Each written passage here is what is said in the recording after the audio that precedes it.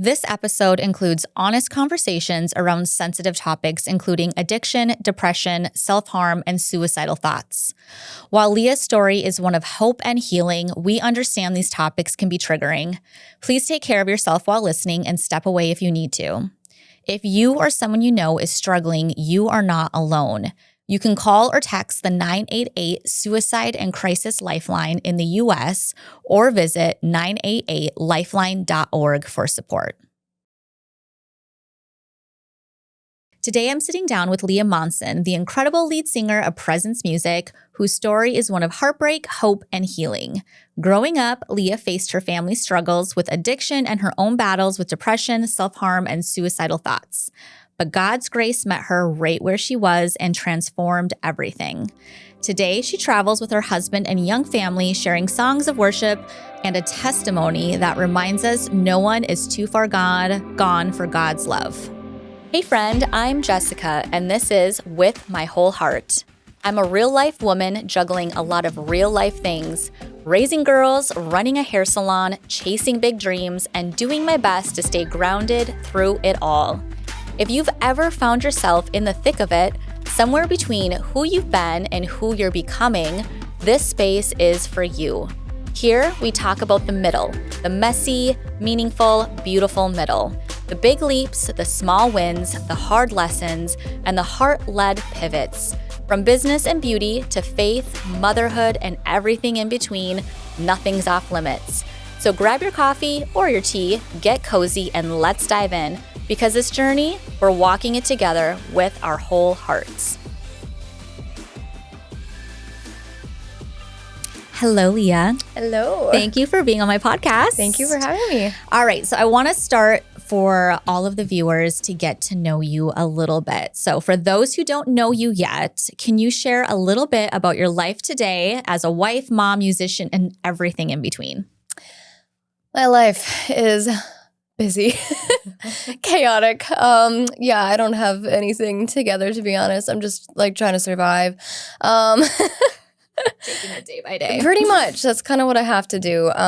We do a lot of travel. Pretty much. It's been every weekend so far this whole summer, and it's looking like that's going to be the case for the fall, and even into the winter a bit. So yeah, lots of travel and, you're traveling with who? Presence Music. Presence Music. Yes. And so we will sometimes lead worship at a church, or lately it's been a lot of sharing our own music at different festivals and such. So that, and then, just balancing home life. And I'm a stay-at-home mom, so I've got my two kids, 5 years old and just about to be 1 year old. You're in the thick of it. I am, yeah. So, and she's going to be starting kindergarten next Tuesday. That's wild. So that's going to kind of make things a little more difficult with traveling. Yeah. I mean, we're not going to be able to, really do like random midweek trips anywhere. Maybe once in a great while, but I can't really take her out of school whenever I want. So, I'm not sure how I feel about her being this big, but it's kind of it's a bittersweet thing. It is. There's more independence, but yet they're growing up. Yeah. And then you're married, and you've been married for how long?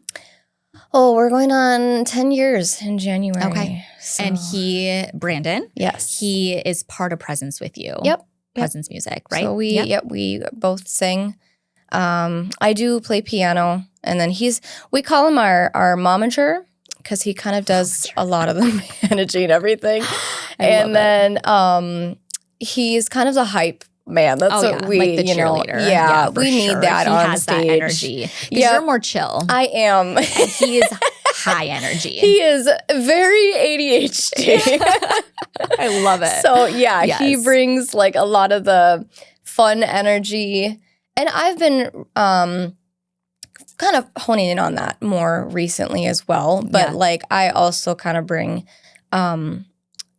I guess more of the like testimony and the more serious like notes the heart in behind the set. it. Yeah.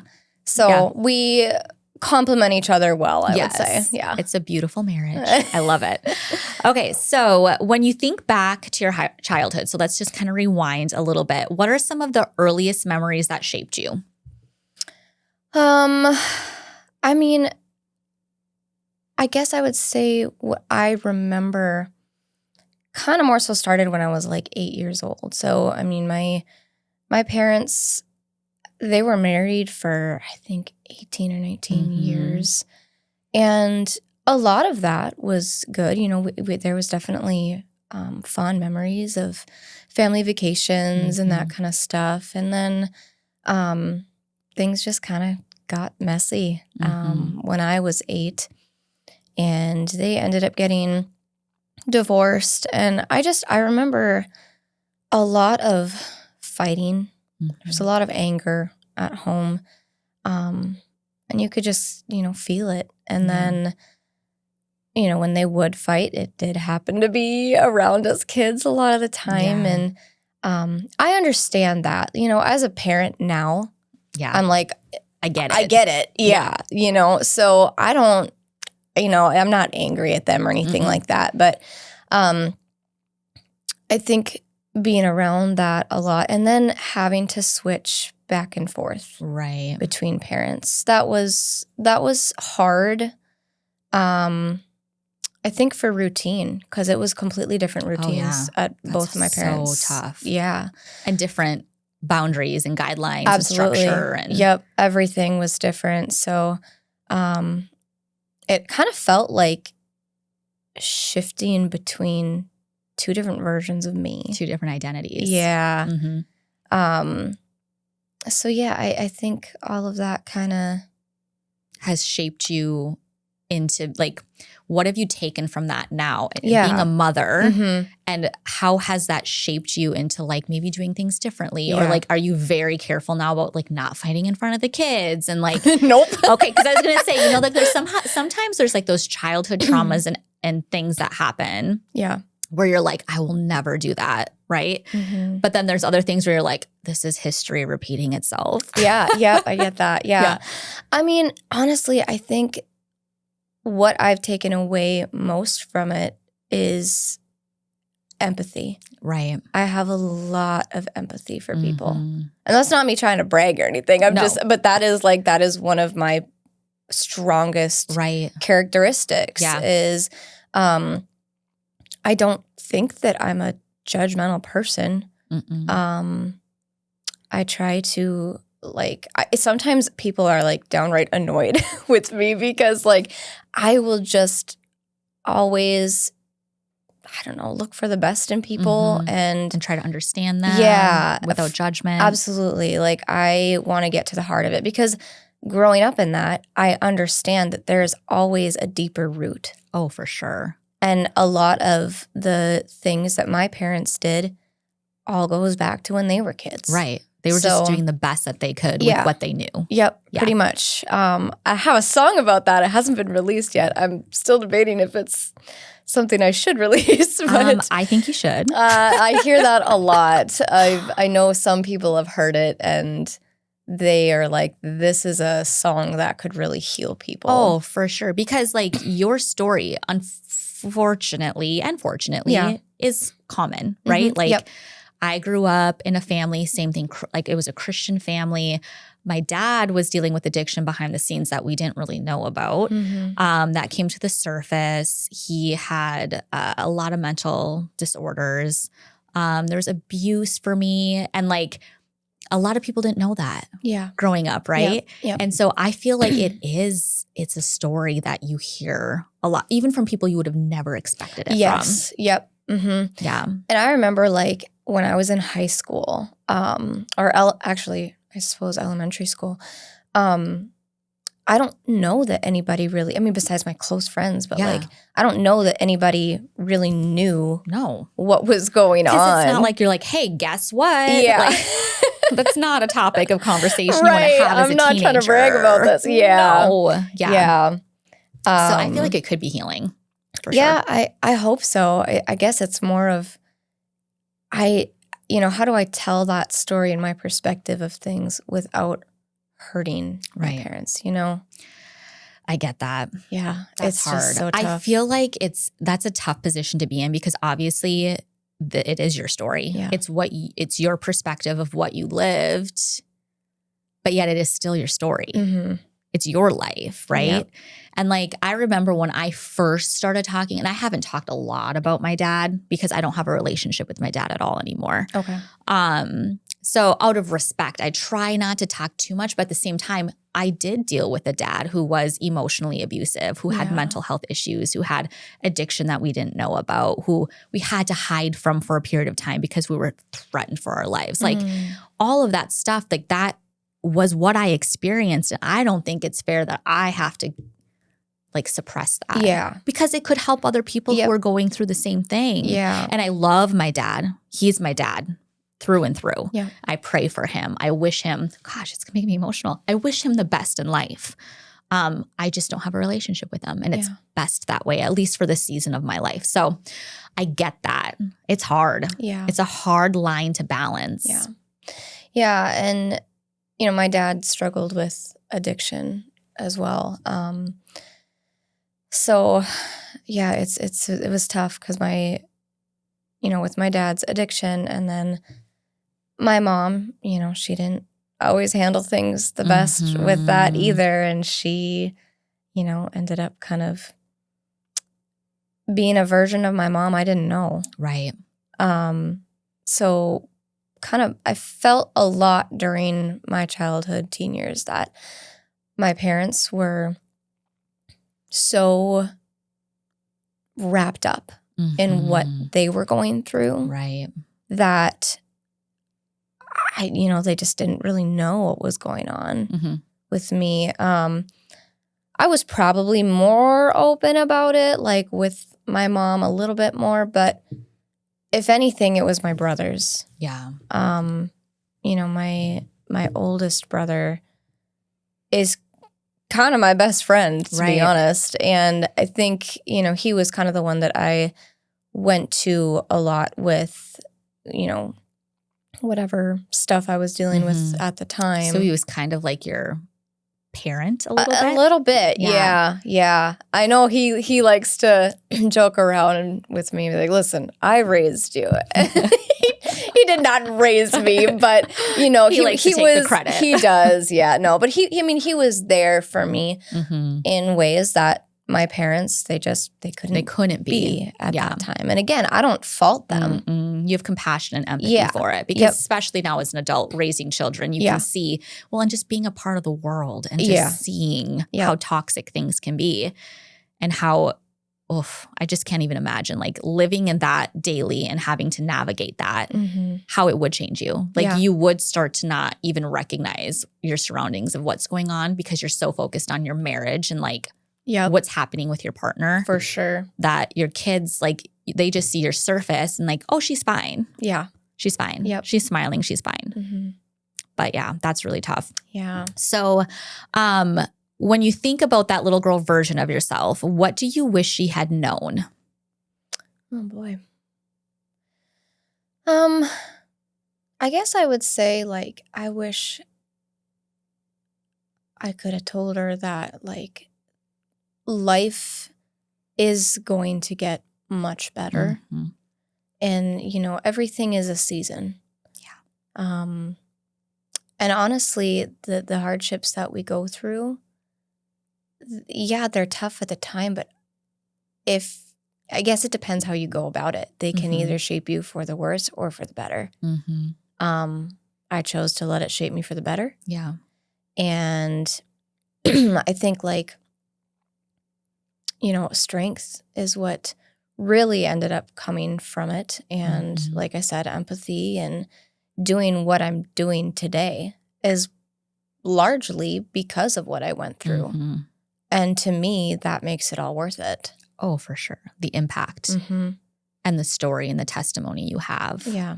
It's like you said, it can shape you for the worst or for the better. And even if there's going to be seasons of worse, I feel like, right? Like maybe not horrible. It's not like you went down that path but you do there are things that you struggled with that maybe weren't the best version, but that's still part of this journey and the story. And like, the story of redemption that God has. Yeah. Right? Yep. And I feel like you can touch so many different people because of your background and your story. Mm-hmm. So, okay, so you've shared that your family faced the pain of addiction. Mm-hmm. So how did those early years affect how you viewed yourself, like relationships and even God? I feel like I honestly was not even, I mean, like I remember like leading worship at church as a teenager, and, you know, I definitely like believed in God and stuff, but it wasn't like it is today. Right. You know, like I almost feel like I was constantly worried about doing the wrong thing. Right. And Scared like, to do the wrong thing. Right. Fear. And like what God was thinking of me. Right. That's what largely my teenage years were. Mm-hmm. Did you grow up in a church that was fear-based? No. Okay, interesting. No, actually. I think, so maybe I should have touched on this before, but I grew up in a Christian home, but there was a lot of shame, I think, that I grew up in. Yeah. And like, I can't exactly pinpoint what it was, but like from a very young age, like literally the age of 3, I had sexual shame. Yeah. And I think I know where the root of it stemmed from. Yeah. Because my mom had gone through some things. Yeah. And I think, you know, it just kind of accidentally seeped out of her and into me. Mm-hmm. And I like at 3 years old, like remember crying if somebody took my shirt off, or like you just these crazy things where you would have thought like I was abused or something. And you were at an age where you're a baby, where it shouldn't even be a right. Yeah. So I grew up with a lot of that happening in my starting from age 3 all the way into my adulthood. Sure. And it was crazy because it was almost like, I don't know if it was like a spirit or something, but like it was just an everyday struggle. The spirit of shame. Yeah. So I had that spirit of shame specifically around like sexuality. Yeah. But I'm sure that, you know, it did spill over into just like my general idea of who God is in the first place. Sure. So kind of that, I think that's maybe what played into just always being worried about doing the wrong thing. Mm-hmm. But that shame followed me through all of, you know, these years, and it got to a point where like I was even ashamed of like pregnancy and birth and all of that. And I remember talking like 7 years ago when I came into your salon, we talked about this, and I was dead set. I was not going to have children. Yeah. Absolutely not. All the worst things that I was. Know. I remember just being like, yeah. Okay. And I know like a lot of people who do know about this, they're like, what? Like, it's just like, it was just a weird thing. Because you don't think of those two together. Right? Like pregnancy, like, I don't know, it just seems so separate, but in your mind, it was together. The same. Yep. Because it's like, then everybody knows that I had sex. Yes. Oh my goodness. So, yeah. So like, I think with that, that I don't even know if my mom was like that, to be honest, where she was like weird about sex or anything. I don't. Did you in your church, like the purity, you know, like that was a huge, Oh, I know it was, but it was like toxic though. Oh yeah. I know we went to church like it was kind of in seasons, honestly, but I don't really remember. Like signing a contract. No, a purity ring, none of the purity stuff. Okay, no, that was a huge part of my upbringing. Oh gosh, yeah. Which was, you know, parts of it beautiful, wonderful, makes sense. Other parts where it's like bad. Yep. And then you get married and then all of a sudden you have to turn off a light switch. Yeah. That, now it's good. Wait, this whole time Yep. it's been drilled into my brain Mm-hmm. that it's bad and you Yep. need to wait and it's whatever. And then it's hard to switch that. And that's the thing that's why I absolutely despise purity culture. Yeah. And I know some Christians will be like, how dare you? I don't care, because it literally, what Yes. happens, because I've been to therapy for this, your brain becomes wired Yes. to think a certain way. Mhm. And you're right, you cannot just turn off a switch. Mm-mm. It does not work like that. And then you're carrying that into your brand new marriage. Yep.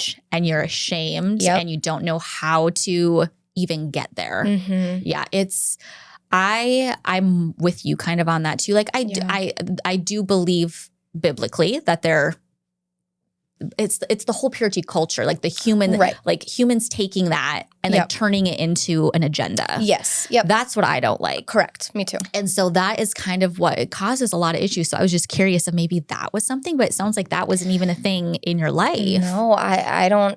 I've so even tried to strange. like ask my brothers about this, and I guess maybe they've seen more than I did. I don't know, but like Yeah. even like my Barbie dolls, if they weren't dressed, I would cry.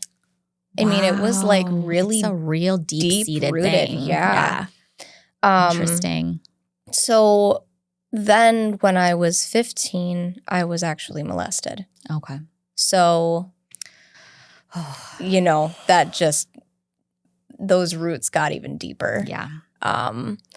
So trying to navigate having all this sexual shame, now you have the abuse on top of it, which makes the shame even worse. It's just layered. Yeah. And then like when I met Brandon, his mom was very much like the purity kind of mom. Yeah. Oh man, I had a purity ring and everything. Oh gosh. Yeah, it was a thing. Yeah. So then I had to navigate like her, because her and Brandon's grandma would like follow us around, and like we were adults at that point, you know. To And make sure. yes. Hands yourselves, kids. Yep. And so it was just 6 inches of space. Yep. So that was very That's different. awkward. Yeah. So then it almost even makes even more shameful. Like, Yeah. should we even be in the same room together? Yeah. Like, is this okay? Yep. It was That's wild. really, Okay. really hard. Yeah. Which is all pretty much, I mean, I could say like, yeah, the addiction and the childhood and all that, like that was a part for sure of like the depression and stuff. Yeah. But I would say even bigger than that was the shame that I Right. dealt with that led into Yeah. everything else. Really affected your relationships. Mhm. In that season, like, how did you view God? Like, obviously you said like you were kind of walking the walk because you were more fearful of doing the wrong thing. Yeah. Did you feel connected to God in that season, or was it just more fear? Fear. Yeah. Okay. Honestly, like that was something I couldn't take to God, Right. because there was so much shame. Yeah. And I'm like, how would I can't even talk about such a topic with God. You know, he's holy and Yes. this is not. Like that's what That's my how it brain felt. was telling Yeah. me. So yeah, it was not the relationship with God that I have now. Right. I guess I viewed him as this God that's like just scrutinizing everything I do. Right. And like angry with me. Mm-hmm. So yeah, I get that. So in those moments, in those years, were there times you felt unseen, unsafe, or like you had to carry more than a kid should? And how did you cope with those feelings? You know, it's kind of interesting. I've thought about, did I have to grow up faster? And maybe I did, compared to the, you know, all the kids in the world. I don't know. But like, to be honest, a lot of the kids in my grade were going through the same stuff. Mm-hmm. So I don't know that I could say I had to grow up faster than my peers. Right. Because that was just we grew up on the Iron Range. That's a very, That's just all of that stuff that's the culture there, to be honest. Right. But yeah, I mean, I think in some ways I probably did have to grow up faster. I was definitely dealing with stuff that, a kid isn't supposed to have to deal with. And then not knowing where to go with it. Yeah. That's really the biggest thing is it's like we have issues and things, but if you don't have somewhere to go with it and it just simmers within you, that's hard. I had friends, I had good friends. We're not really friends today. Yeah. Which is sad, but, I know people come in and out of your life for a season and for a reason. Absolutely. And I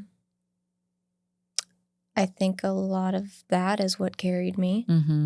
Having those friendships. Yeah.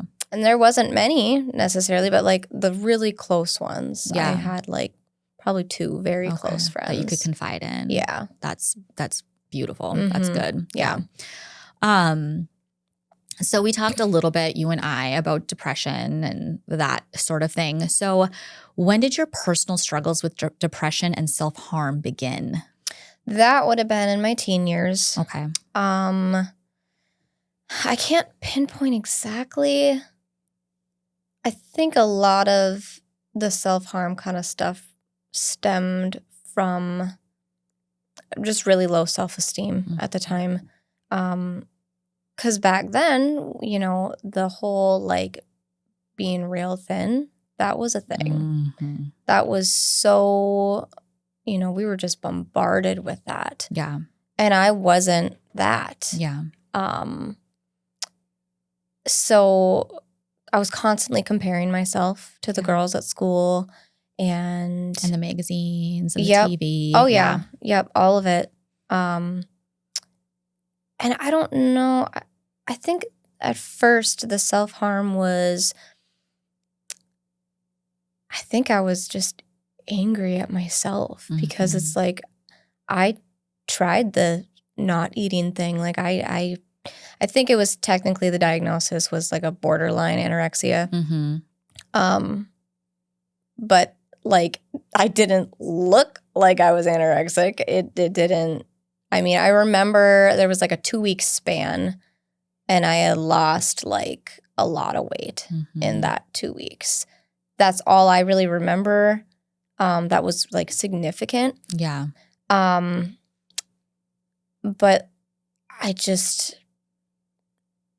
it wasn't easy for me to be like this weight that everybody else is at. Yeah. And no matter how hard I tried. So I think a lot of it was just like, anger that I couldn't be that. Yeah.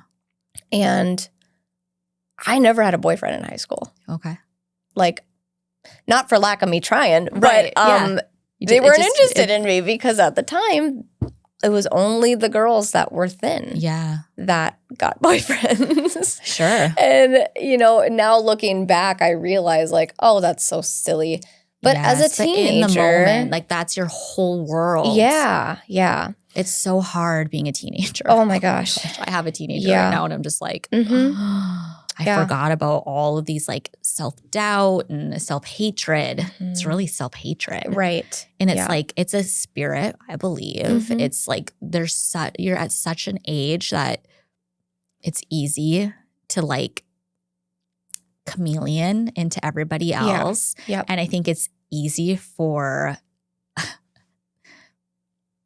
the devil to really get his claws into our young generation. Yep. And I see it. It's like so prevalent now where like, I'll see girls that I've known since they were like 10, 12, whatever. And now they're, 18, 17. And I'm like, you're a different person. What are you doing? Why are you doing that? And I'm like, okay, I get it because I was there. Yes. But it's just, you don't see it until you're older, unfortunately. No. It's like you're all of a sudden you have wisdom and you're like, what was I thinking? I know. I looked good. Yeah. I'm like, this is how I know I'm getting old is I'm like saying, 2020. Oh my gosh. I know. I joke. I'm like, dang it. Like I was so self-conscious. Like I didn't really wear bikinis. Yep. I also purity culture, Mhm. right? Like cover your body. Mhm. But I look back and I'm like, dang girl, you should have been walking around in that. Like, but in that moment, you just feel so like not valued, like not beautiful, it's just so sad. And I feel like every teenage girl goes through something. Yeah, for sure. They something with their body or their looks or their, it's just so freaking hard. I hate it. Yeah. So your self-harm was more not feeding your body. Yeah, at least when it started. Okay. Because then I had years in my adulthood, like even in my marriage. So I would probably have been, I don't know, 20. And at that point. Because you got married young. How old were you? I was 18. Okay. Yeah. For the record, I don't recommend getting married at 18. But I did. Yeah. And it's been blessed, but just had to say that. So, yeah, I mean, at that time, I was still very much like, I am not having kids. We're not doing this. Nope. Still shame. Still dealing so with that. So much shame. Because you hadn't dealt with anything yet, really. Nope. Yeah. Nope. And I was having like, this is going to sound weird, I know, but if I even saw a pregnant woman, I would instantly have a panic attack. Like that's how crazy this. It was deep. So deep. Yeah. So I think the self-harm at that point became, it was still anger at myself, but it wasn't because of like how I looked. It was because I couldn't get past it. Right. Like, and you didn't understand it. Yeah. I'm like, why am I this way? Right. This is so weird. I don't know anybody. And that was, I think, the hardest part. I didn't know anyone that went through or had this kind of shame, Right. Like. Or like visceral response. Yeah. I mean, I still, to this day, I don't know that I've met anybody that went through, like, who has panic attacks when they see a pregnant person. Woman. Yeah. I still have yet to find that person. No, I haven't. Yeah. So it was very, very lonely. And it just, like, I felt, and I say this on stage a lot, that I felt like I was a burden to God and my family and my husband. And like, how could I not get past this? Right. And I did start going to therapy, and eventually I was actually diagnosed with PTSD. Oh, for sure. All the signs were there. Yeah. I didn't really know. Like for me, I was thinking, well, PTSD, that's like for war veterans. Yeah. Or something massively triggering. Yes. But not a pregnant woman. Right. Right. Yep. Yeah. So when she, actually told me that, and then, I'd think back at all these things. I'm like, wow, this has been there the whole time. Yeah, all the way to when you were 3. Yeah. I just didn't have a name for it. Yeah. And so here I'm thinking I'm just crazy. Yeah. That's awful. Yeah. So it's like being trapped in your own. Yeah. In your mind 24/7. I mean, literally, it was the most exhausting thing because it was every single day. Yeah. Just these obsessive thoughts and shame and trying to do life in the midst of that. And being married. Yeah. And then when you met Brandon, did you guys have that conversation of like, I am not having children? We did. Yeah. Okay. It came up later on in the relationship. He kind of, I think I had like said like, yeah, I want kids, but I didn't specify that I meant like adoption. Yeah, like I don't want to birth children. Yeah. And at first he was like, we can't do this. I want children and I don't think we can do this anymore. And it didn't take too much longer, honestly, where he just felt like God working in his heart, just saying, nope, that's not what I asked of you. Right. I, still marry her. Yes. And he did. And, it all ended up being okay, which I'm sure we'll get to in a bit. But Yeah, so the self-harm was just more anger at myself. Yeah. So, Okay. yeah. So that season, did anybody else know you were going through that during that season? Obviously, your husband had to have known. Yep.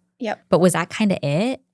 Before you started to see like a therapist? Did you try to kind of like, I mean, you and I had talked. I knew a little bit. Yeah. So I knew you talked and would share a smidge, but I don't think I knew that you had such a response to pregnancy. Yeah. I mean, I knew you didn't want to be pregnant and you shared a little bit about that, but I didn't know that seeing other people pregnant was such an issue.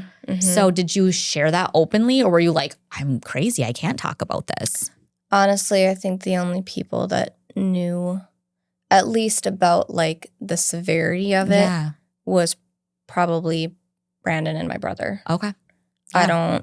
I don't know that, because honestly, like the few people that I have told after the fact, like have actually laughed. And on one hand, like I get it. I know it sounds funny, but on the other hand, it's real. I was ready to commit suicide. It was that bad. Yeah. So like to me, it's not funny. It's not funny. Not at all. Yeah. It's like, it's such a deep-seated trauma that you had to relive every day. Yep. Yeah. It's not like it's something that just like you dealt with and like you don't have to deal with it every day. But with it being something like we live in a world where babies are born every second. Yeah. Yeah. And it's like, it wasn't even just pregnancy, you know, it was getting married. So like, I don't know how many people know this, but the whole reason I didn't have a wedding was because I was terrified that people would know once you're married, then you go and have sex. I couldn't handle that. No. Absolutely not. And I get that. Yeah. Because I had a hard time with that. Okay. Because purity culture, we waited till we were married. Got married. And then the next day, what's the next day after a wedding? Present opening. And you have to walk in the night after your wedding. Your whole family's there. Your friends are there. And it felt like kind of like the walk of shame, even though it should be shameful. Yeah. But it's odd and it's weird and it's just so traumatic. And so I get it a smidge, like a sliver. Yeah. But because it is strange, right? It's a strange thing. It's a strange problem to have, but it is such a traumatic thing. And then to be trapped in that's so hard. So was there a moment you thought, I don't know if I can keep doing this? What carried you through that? And it sounds like yes, because you felt suicidal. Yeah. There was, the suicidal thoughts was on my mind a lot. Yeah. Because there was just, like you said, it was so, like, I was so trapped. Yeah. How do I possibly escape my own mind? And because I had convinced myself that I was a burden to everybody, you know, what's the point? So yeah, I think a lot of the times it was, those suicidal thoughts and stuff that would come out in me hurting myself. Yeah. And then I think a lot of the times it was like rage driving. Yeah. Where I was like angry. Yeah. Trying to convince myself to just steer the wheel right off the road. Yeah. And I know for a couple of years when we, started Presence Music, I would share about that, where it got to a point where I wanted to drive off the road and something stopped me. And I used to share that it was, God and this holy intervention and everything. Honestly, I think it was just fear. Like, because we're not supposed to do that. Yeah. It's not naturally in our DNA to take our own lives. Yep.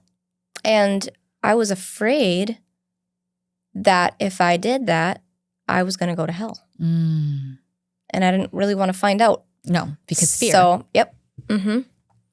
So I didn't, but I wanted to, and I thought about it a lot. Yeah. Oh, that's so hard. And that was in your early 20s. Mm-hmm. Yeah. Yep. So for someone listening who might be carrying that same weight right now, what would you want them to know?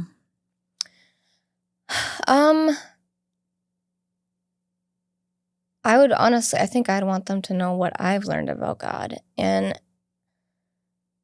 honestly, like, God isn't, he's nothing like us humans.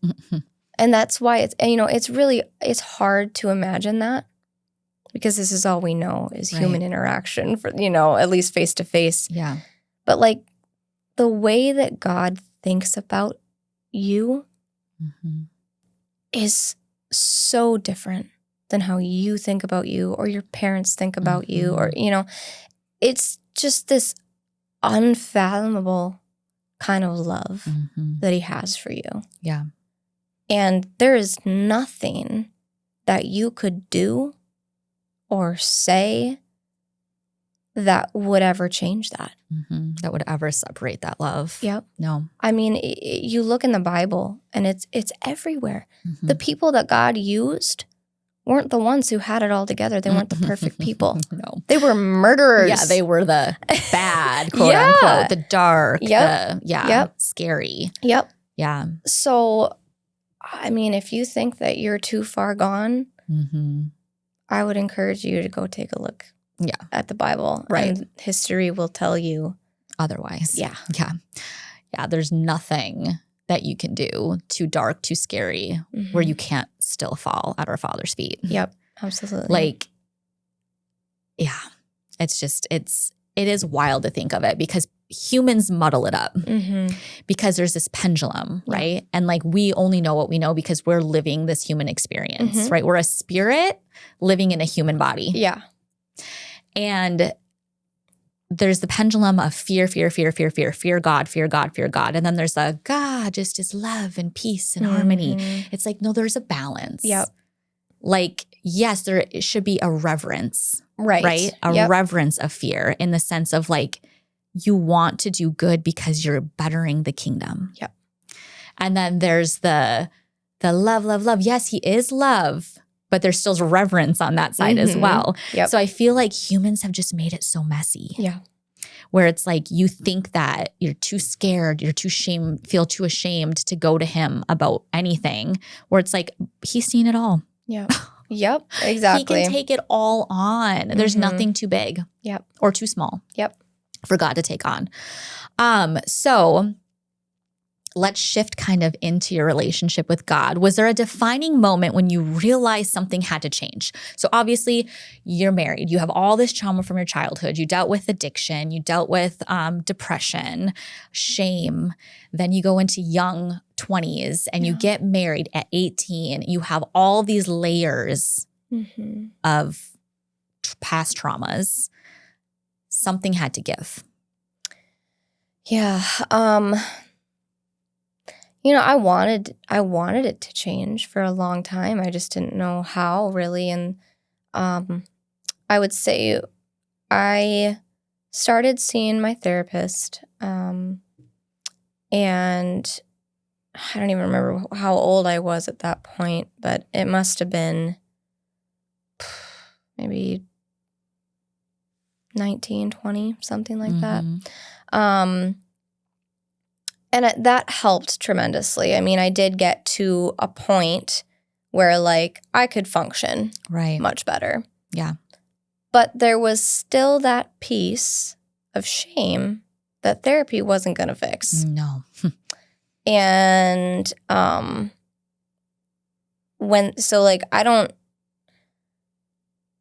guess I would say I didn't know what to do with that. Right. And that's where God really stepped in. Right. And my favorite part to tell about my story is this. Celebrate Recovery, I was leading worship one night.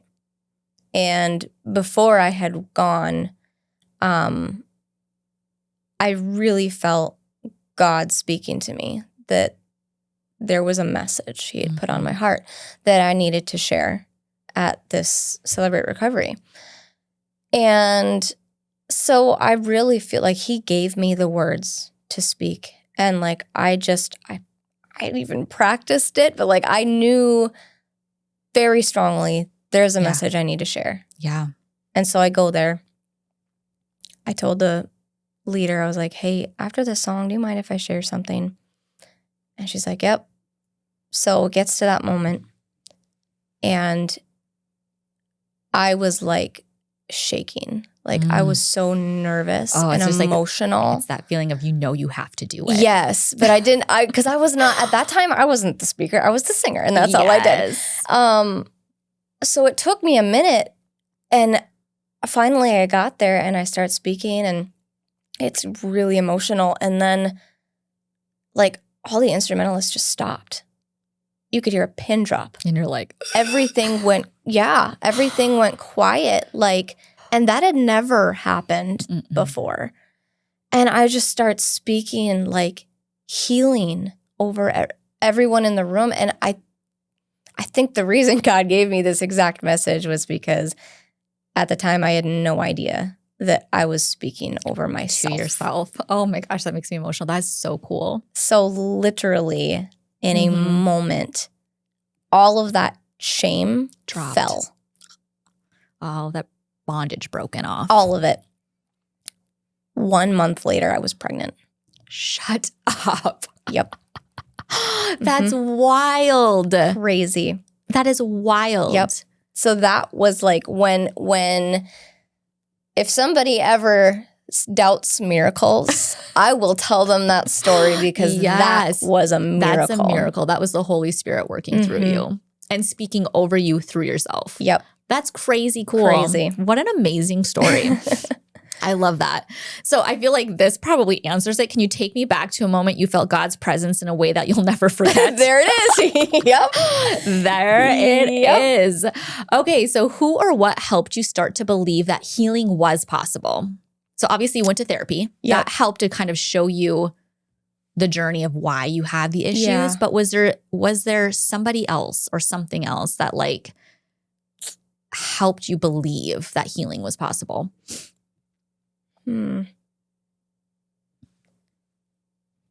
Honestly, I don't know if I believed healing was coming for me until that miracle happened. That's wild. Yeah. I think you just thought that was going to be your life. Yeah. I completely accepted that was going to be my life. Yeah. And either I was going to live a miserable life or I was going to kill myself. Right. And this is while you're still leading worship and still trying to connect to God. It's like you were desperately trying to seek that. Yep. And that was, that was complicated because nobody would have known any of that was going on. No. The worship leaders that, No. And it's, me and Brandon were doing music at that time, not just for Celebrate Recovery, but I think we might have actually been presence music at that time too. Just like the early stages. The very early stages, yeah. Yeah. And none of them would have known any of that was going on. Wow. That's wild. So, yeah. That's super cool. Okay, so let's talk about presence music. Yeah. How did music become a part of your healing and how did it lead you to presence music? Because you've always been a singer, right? Yeah. I think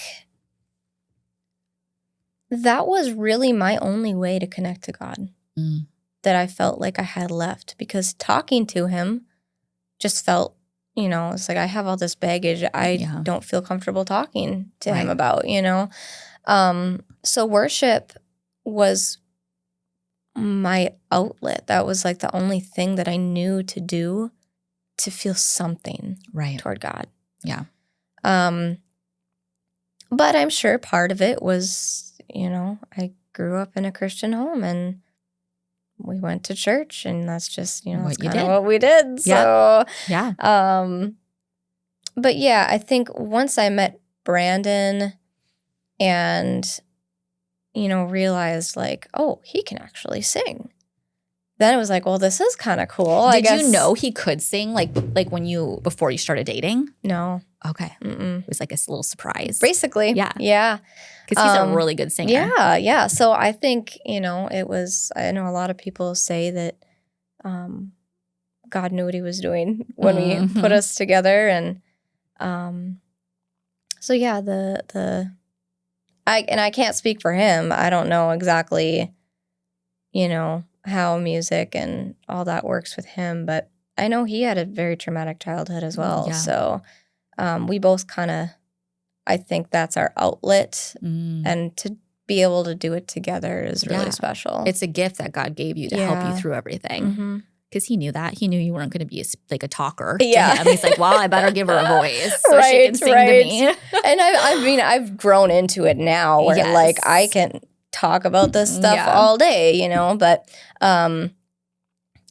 so music is something I always wanted to do. But like as a teenager, again, I was so caught up in the world. Like I wanted to be a famous pop singer. Right. And now it's like, okay, would it be cool to be famous? Sure. Do I need to be? No. If anything, the only reason I would want to be famous is so that I could, well, for one, be able to share the gospel with everyone I can think of. And two, I would love to make so much money that I could make an impact in the world. Right. Like I would not be the person buying $1 million house. No. Absolutely not. No. I'm fine in the house I'm in. Yeah. You're like, I want to maybe pay it off. Oh, it's paid off already. For you. We did that like 3 years ago. That was all Brandon. Teach me your ways. That's amazing. I'll have to hook you up with Brandon. Yes. I don't know, man. He's the hardest worker I know. Incredible. You guys are so young too. That's amazing. Okay. So Presence Music. What year did that begin? Oh boy. Maybe like 2018 or something. Okay. That was when my salon was born. Okay. So So like that. Whose brainchild was this? Me and Brandon had already been doing your own thing, but we just didn't have a name for it really. So then Brandon like just kind of came up with the name. It wasn't super hard thought. We just like, oh yeah, this works. Presence Music, and it's really drastically changed. I mean, back then it was like completely different people for one. Okay. And we were doing worship covers. Sure. That was our thing. Yeah.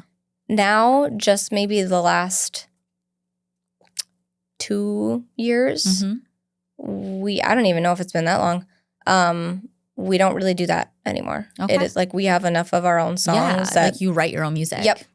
So that's what we do. And they have a radio song that I'm obsessed with. Check it out. Yes. Where would I be? Yes. It's so catchy. My girls love it. We spelt it in the car, like pretending we're good singers. Oh, funny. I love it. Okay. So what is it like to go from that deep personal pain, obviously that all was broken off, to now leading thousands in worship? That has to be wild. It is, but I go back and forth on this. Like, there's times where I'm like, what am I even doing up here? I am messed up. I don't belong in other here. ways. Oh my gosh, that means you belong there. I know, right? So yeah, it's like I just want people to know that you're just a normal human being with your own struggles and real life issues that you still have to deal with today. Yep. Pretty much. And we try to be, real. Yeah. Of course, some of it, because that's just part of being in the music industry, some of it is scripted kind of stuff. Yes. It's all real, but like it's just repeating the same thing. Right. It's your testimony. Yeah. On repeat. Yep, basically. Yep. But we try to be as real and authentic on stage as we can be. And And that is beautiful and amazing, because I feel like when ego starts to like creep in, that's when it becomes just so fake. Yep. Yeah. And I've definitely been, I can say that's happened to me. For sure. Yeah. You're human. Yep. It's only natural. But you're able to recognize it and shift it and change it and pray about it and get forgiveness and move on and try again the next day. Exactly. Yep. Okay. So when you're on stage, are there moments where you feel God whispering, see how far I've brought you? Yes. I know, like, okay, so I think it was City on the Hill. The first year we did City on the Hill, we were like the very first band. Yeah. This year, I think, were we the third? I think we were third. And then they're having us back next year. Yeah.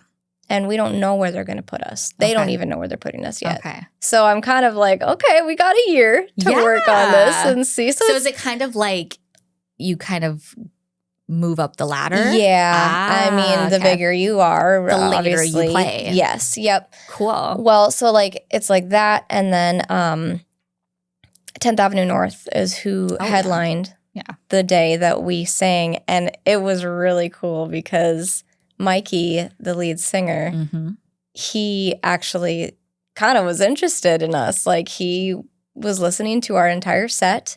We got to talk to him a little bit, and then this weekend we are actually singing right before 10th Avenue North. Stop it. So, and this is in Iowa? Yeah, it's Bound for the Kingdom Fest. Okay. It's like Iowa, Illinois. So just different things like that where it's like, you know, these people that I looked up to as a child that were like, oh my gosh. You're kind of playing next to. Yeah. Which is it's really exciting. surreal. It's like, what is life, you know? So like those moments I'll you know, see like, wow, we've come a long way. And then other times it's like at a small camp. Yeah. A church camp. I love like that. the one that I used to go to as a teenager. I love it. We've led worship there. That's amazing. So it's like sometimes I'm looking out into those sea of faces and I'm like, I sat there years ago. Yep. So I remember having a breakdown right in that spot. Yeah. That's so wild and crazy and cool. I love how I bet it's a surreal feeling sometimes where you're like, oh crap, God. Like you did some incredible things. Yeah. Like look at where I am now. Yeah. To think that I like am not dealing with PTSD anymore. No. 2 babies. And like seriously, it's a never marriage. in my wildest dreams. And talking about it. Yeah. Openly. Yeah. Yeah. I bet there's other people out there that have had gotta be. There has to be. Yeah. Huh. I'm determined to find them one day and tell them there's still hope. Yes, for sure. Okay, what do you hope people experience when they hear your music and your story? Really, I want to create music that people really connect to, people resonate with. But I don't want all of our songs to be quote unquote radio friendly. Right. Like I want to delve into the real stuff too. Oh yeah. Which is kind of what we're working on now is we're kind of doing this project that's kind of like Christian undertones. Yeah. It's not directly Christian music. It's not like a worship song. Yeah, no, you're not going to hear it on the radio, but like it's more of our story, the real stuff and where God stepped in through all of that. So yeah, I just want to create stuff that people, whether it's you find healing through it or you just find somebody that understands what you're going through so you don't feel so alone. Yeah. Yeah. That's beautiful. Okay. We kind of already talked about this. Somebody who's listening today, if they just feel too broken or too far gone, what would you say to them? You're not. You're not. Yes. Yeah, no, I mean, I think that God works in his timing. And I can testify to that because it took 18 years for me to experience healing. Yeah. But he's got a plan. Yeah. And I do think it's really important to say that sometimes we don't get healed in this life. I don't ever want to have somebody hear my story and think, oh, well, she got healed, so 100%, like, that I will be. I can't say that to a mother who lost her son. No. I can't say that to somebody battling cancer and losing. But I know God is real. Yeah. I know that he will walk you through it. And he's faithful. Absolutely. Healing might not come in the way that you want it to. Or expect it, Yep. But it's either going to come in this life or the next. Yeah. It will come. Yeah. Yeah. It's just have to trust God.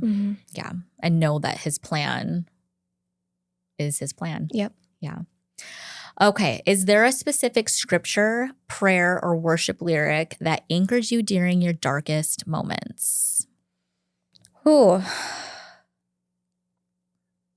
I will say I'm terrible with scripture. Yes, I me am too. working I'm a on lyric it. person. Yeah. I'm working on it, but Yeah. a lyric. I don't know. I think I'd honestly really have to think about that one. Here, I'll give my example Sure. to let you think about it. Okay. So mine, like in my deepest, it was when we were trying to get pregnant. I talk about this in a different podcast episode, but I think it's called Foundation, the song, but it's "You planted dreams in the good soil of my heart. Yeah. I know it's just the start. Give me patience." That's like my lyric. Yeah. That's my mantra. That's good. That's what I cling to. Yeah. Yeah. So is there anything, and maybe there's not, but you write music too, so that makes it a little bit different. It's like you're pouring your soul into what you're writing, where me, I just listen and I'm like, ooh, that's mine. I like it. Honestly, okay, so what just came to my mind is Jeremy Camp, his song, I Still Believe. Oh, yes. That like I grew up on that song, and it's still to this day like, oh, yeah, it the hits tears me. start flowing and the goosebumps. And yes. I think the other one is a Mercy Me song, Word of God Speak. Oh, yes. So it's Word of God Speak, would you pour down like rain? To be still and know that you're in this place. Yes. And just let me stay and rest. So like for me, like that's what I would tell people is like, again, you might not receive healing in your time, but know that you can go and rest. Yes. Yes. With the Father. Like, you know, He's there. Yes. He's going to be with you through it. And just rest in that. And depend on Him. Yes. You have to depend on Him and not yourself. Yep. Like you have to go to your secret place and speak with Him and rest with Him. Yeah. And it seems like speaking, like obviously people who are listening who aren't Christians or believers, they might be like, huh, interesting. But what I can really compare it to is like meditation, right? But with our Father. Yeah. Yep. And it truly is. I always just kind of thought like I was a Christian. I was living my life. I was kind of not faking it, but I didn't have that deep relationship with Him. It was more surface level. Yep. I was fearful. If I do the wrong thing, something bad will happen. So I have to do the right thing all the time. That was kind of how I lived my life until I became an adult and like real hard crap happens. And then you're like stripped down to nothing. Yeah. And you have no option but to literally throw yourself on the ground and ask God to help. Yep. And that's really what it is it's just going to Him broken and empty and please just fill me up and help me through this life. Yeah. No matter what you're going through.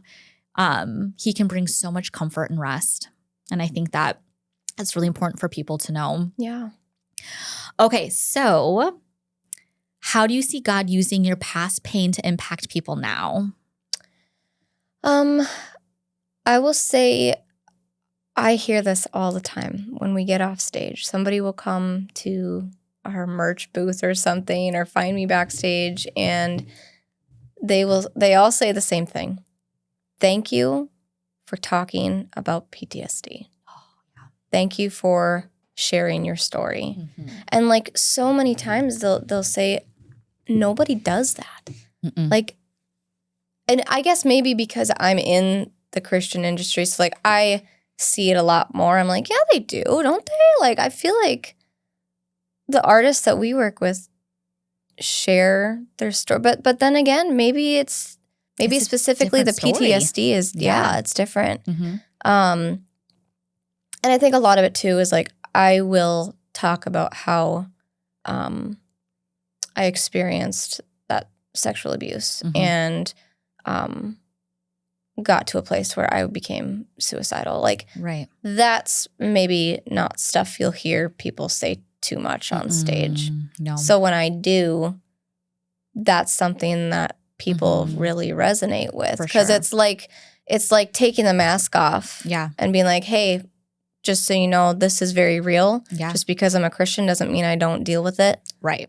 And I want people to be able to relate to us in that. Absolutely. And I think it's important too, like who's delivering the message. Mm-hmm. You can hear the same message from 5 different people and it will hit different depending on who's speaking it. Mm-hmm. So first of all, you being a woman and a young woman with a young family, I feel like that's more relatable to certain people. Yeah. Right? Yeah. Versus a man that might be more relatable to a different demographic of people. So yeah, I think that's really important too. Yeah. And God uses people and he's using you to speak directly. He knows exactly who you're speaking to and he's chosen them to hear your message and to have healing from it, which is beautiful. Such a beautiful journey you're on. Yeah. It's a very special thing. Like I feel honored to be able to do this. Yes. And your kids get to grow up watching this and travel with you while you guys play. I think that is so freaking cool.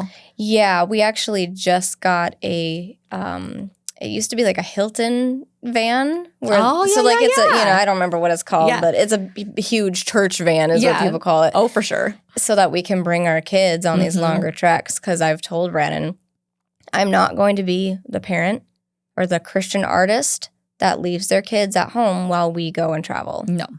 If they can't come with, I ain't doing it. Right. Yeah. That's just the way it's going to be. Yep. Is homeschooling something in the future, you think? Depending. I suppose it just depends on how this goes. Yeah. I mean, we've definitely talked about, what would that look like? We're not in a place where that's necessary now, but down the road it could be. Yeah. Yeah. How cool. All right. So let's just finish this up with some lighthearted things. Okay. What is your favorite worship song right now? Okay, this is going to sound really selfish. I only listen pretty much to my music because I have to. You're like, I only have time to listen to some music, so it has to be mine. I mean, well, it's more of like, like when we're mixing stuff, and critiquing stuff, and then it's like I go out and I sing all weekend long. Right. I'm music'd out. Yeah. I don't, Yeah, you don't listen to anything else. I don't, So what's your favorite song of yours right now? Probably one that's not released yet. Okay. Is it the one you talked about earlier? No, that's a good one too, but it's a different one. This one's even newer. It's called Open Letters. Oh. And the first verse is a mini letter to my dad. Oh. The second is one to my mom, and the third is one to my brothers. Stop. So it's, I think, different than anything I've ever written. Yes. That's beautiful. Yeah, I'm really excited about it. Do they know about it? No. Well, no. And I feel like I have to play it for them before anything and get their okay. But yeah. So that's really cool. Yeah. How cool. Okay. And then what is a simple joy in this current season? A simple joy. Coming home. Yes. Just being home. Yeah. I would love nothing more than to go up to the range and stay a couple nights. Yeah. And be with my family. Yep. Just some because we haven't gotten to do it all summer. Yes. You guys have to make that happen for sure. Yeah. Simple joy is rest. Just a simple 1-2 night getaway. Yep. Super important. Yeah. We'll make it happen. Yeah. I'm going to hold you accountable. I'm going to hold you accountable. You shared it for all of us to hear. Yep. Everyone messaged her and asked her when she went on her little 2-night getaway. All right, Leah. Well, thank you for sharing your story so vulnerably. Your journey is such a reminder that God meets us in our brokenness and brings beauty from ashes. For anyone listening who feels like they're too far gone, I hope Leah's story reminded you that hope and healing are possible. If you want to connect with Leah and Presence Music, you'll find all of the links in the show notes. And if today's episode encouraged you, share it with a friend who might need it. Thank you, Leah. Thanks for having me. Yes. Have a good day. You too. Thank you for spending this time with me today. Your time is valuable, and I'm honored you spent it here. I hope something in this conversation met you right where you are. If it stirred something in your spirit or spoke to your heart, I'd truly love to hear about it. My DMs are always open. I love connecting with you. And as you go, just remember, you're not walking through this life alone. Until next time, stay grounded, keep showing up, and keep leaning into the purpose that's been placed on your heart. I'll be right here, cheering you on with my whole heart.